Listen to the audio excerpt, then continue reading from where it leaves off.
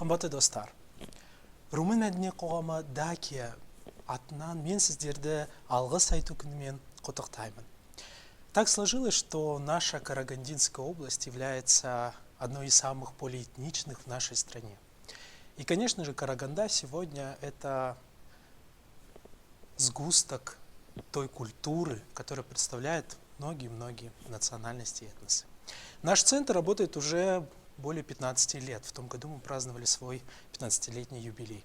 За эти годы проведено очень много работы, которая позволяет нам говорить о том, что сегодня в Казахстане все этносы и все национальности живут в мире и согласии.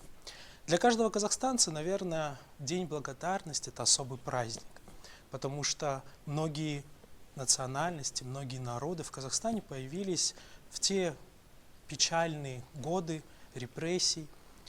И поэтому, конечно же, казахский народ, который приютил тысячи и миллионы людей со всех уголков Советского Союза, сегодня заслуживает на самом деле тех слов благодарности.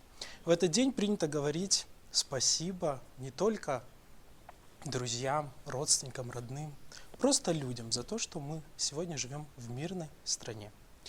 Как я говорил, наш центр занимается активно развитием и поддержанием мира и согласия в нашем регионе.